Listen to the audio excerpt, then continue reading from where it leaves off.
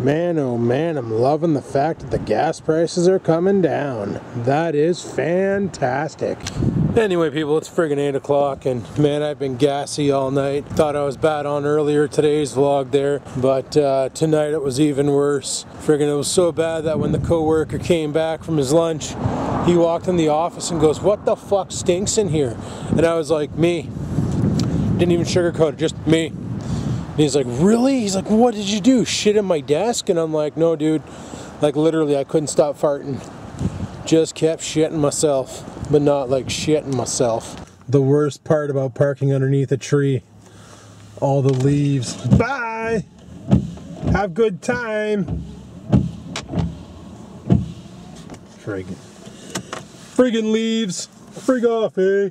Yeah, these trees, though. These trees are really losing their leaves fast. They're gonna have to get that truck in here to sweep them all up soon. They probably won't, though, but they should, but they won't. Well, tonight's been a pretty busy night, but that's alright. Makes time fly. All of a sudden, it was like friggin' 8 o'clock, just like that, but frickin' modem replacements. My goodness, going through modems like crazy. There was a wicked storm up north, I want to say yesterday, but it was more like Sunday. Like, it was like Monday morning, like at like 1 in the morning, big electrical storm up north, and it blew up a bunch of modems, and for some reason they're calling in today to get them replaced. Like, they were down yesterday, and it's all the same thing. Like, the power light comes on, comes off, and then just the LAN light's on, but the power light's off. That means the modem itself is shot. But they waited until today to call in to get their modems replaced. Like, we got a stack of modems up there ready to go live tomorrow, like get out of the office. So that's pretty frigged up. Yep. Right now I'm just vaping on my new juice, and know what it tastes like? Frickin' Twizzlers, like the red licorice, or not Twizzlers, nibs. I think that's a Twizzler anyway. I think Twizzler makes nibs. But have you ever had those nibs or those like long licorice sticks that are not like Twizzlers have lines on them and they kind of twist, right? Because Twizzler, that's the name. Where a nib is just like this long, kind of rounded on the top, flat on the bottom licorice. And that's what this shit tastes like. Like, I kid you not, I'm so glad I got so much of it because it's freaking good. And I got it down to 2 milligrams of nicotine, so it's not a lot of nicotine. Just enough to preserve the coils and make them last a little longer. And doesn't really give you much of a kick. It just tastes fantastic. So I don't have much to do tonight, so I'm probably going to go home and try and go to bed early and get up tomorrow at around noon. Before I come into work, I'm going to head over to Canadian Tire and see if I can scoop up those door pins. And maybe tomorrow night when I get off work, we can hang that white door back up in the entranceway. I'm hoping I can do that by myself. Shouldn't be that hard. Should be able to slide it into the spot and hold it with my head while I bang the pins in. Should work. It might be a bit of a bitch, but we'll figure it out. See, the old hinges that were on that door, the top one had a spring on it, basically to keep it closed all the time. So like if you open the door, it would auto shut. And I didn't like that feature. I thought that was kind of weird. Like, I don't know why he had it on there. He never explained it. I never really talked to the previous owner of the house. But he had one of those, you know, those rubber door stops you get? They're kind of shaped like a triangle. Well, they're not kind of shaped like a triangle. They are shaped like a triangle. And you just kind of like open the door and you wedge it underneath so it can't shut. Well, he had one of those on the door when I first moved in. And I remember the cats worked it out and they ended up locking themselves out of the shit room, because that's where the litter box always been for the kitties, was in that room. And they locked themselves out because they wanted to play with the doorstop. And Poofy was the worst because he had the power. He pulled it out of there. And that was it. Like, the door's shut. I'm at work, the door's shut, the cats can't go to the bathroom. So what do? What Oreo always does. Shit the fucking carpet. Hey, though, oh, Jesus, these trees are just throwing leaves on my car. That was kind of startling. Back in the day, though, the living room wasn't that, like, pine wood floor. It was covered in 4 levels of carpeting. The first level, well, I should say 3 levels of carpeting. The first level was that foam stuff you always lay down on hardwood before you lay down your carpet. I guess it gives you more padding and insulation between the floor and the carpet. And then there was this low pile carpet underneath that, which was like what's in the entranceway right now, that gray fucking ratty shit. And then on top of that, there was another carpet, kind of like what's in my my bedroom, that white carpet. And then on top of that was this putrid green, well, the same green carpeting that's on my stairs. That was all over the living room. Like all over the living room. So I remember back in the day, the ex and I were sitting there, we were bored, and she's like, why don't we go downstairs and rip up the carpeting and see what's underneath it? And I was like, okay. So we ripped up around the cover there, I can't even think. Up around where the hole in the floor is for going into the crawl space. So the cellar door, or whatever you want to call it, crawl space door. We ripped up around there and we noticed it was planks of wood, tongue and groove. And I was like, well, fuck, I think this might be hardwood. Well, it's not, it's pine plank. And she's like, well, why don't we just bring it down to that?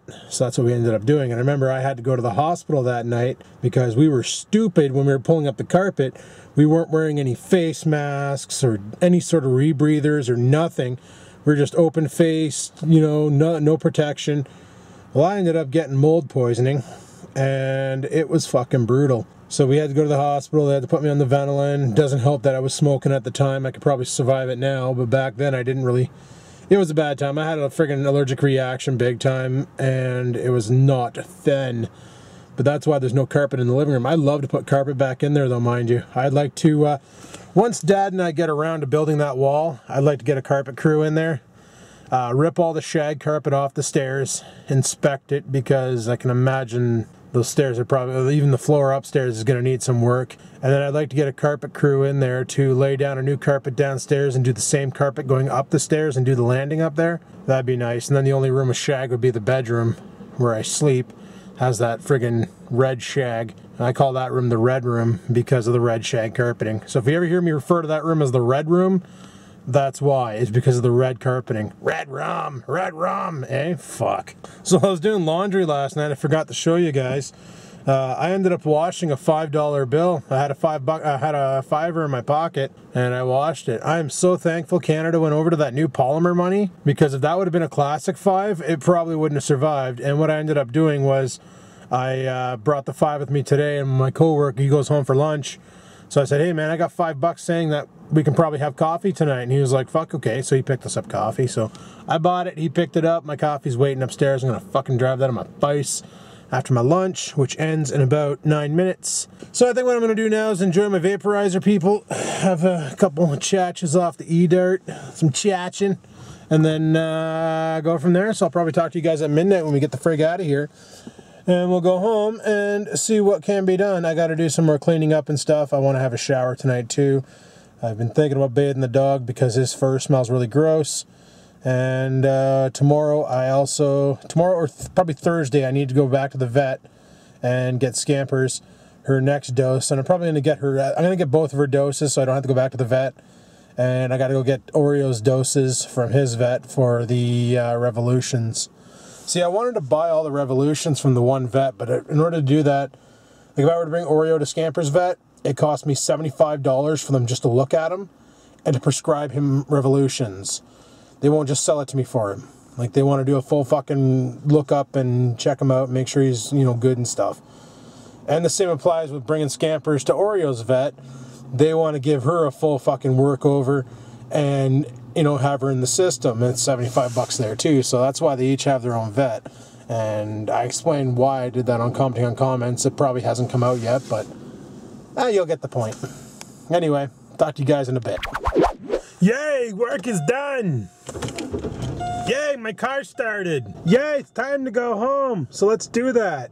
So I was thinking, right, what's the one thing that aggravates YouTubers more than a low CPM? Basically, a low CPM is when that's cost per mile, as they call it. And what that means is, like, for every 1,000 views, that's how much money you make. And when the CPM is low, then you don't make much money. The one thing that really drives a YouTuber nuts is hater comments, right? So what can you do to make the haters' comments worth it and make the haters generate you more views and in turn more revenue? Well, I have that solution. So I've gone ahead and unblocked all the people that I could think of that were hating on the channel. They're probably still watching the channel and leaving comments, but I can't read them because I got them blocked and I can't remember all their names. So basically, what I've gone ahead and done was unblocked a bunch of the ones that I knew of and fucking gonna let them run their mouth. And then I'm gonna profit from the haters. How? Commenting on hate comments, boys. That's right.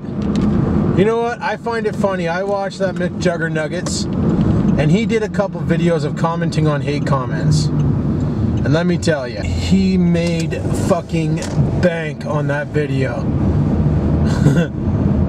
That video has more views than any than any of his Q&A videos. So people love that kind. People love when people talk about hate comments, talk about trolls, talk about bad things. People love it. So give the people what they want, you know what I'm saying? So this way here, the trolls feel better about themselves after calling me a fat cunt. I feel better about myself after exposing them for monetary gain. All in all, it's a win-win, right? Now watch, I said that, now the trolls are gonna be like, oh fuck, I better not comment on his channel. All I'm doing now is helping generate more views and make him more popular. Fuck, that's a horrible idea. Well, maybe the case, but that's fine. That's fine. See, either way I win. The haters comment on my channel, I take their comments and put them on blast on commenting on hate comments, and monetary gain for me, more views for me, channel gets more popular, people start subbing because they think it's funny, win. Or the haters are like, well fuck, I don't want to help this asshole out, so I'm just not going to comment. I can't make commenting on hate comments, boo, and life goes on with less friggin' demoralizing comments in the chat. So it really is it's a win-win situation, no matter how you look at it. And I challenge anybody out there to do the same thing. Fuck, make videos. Badmouth your haters. People love that kind of video.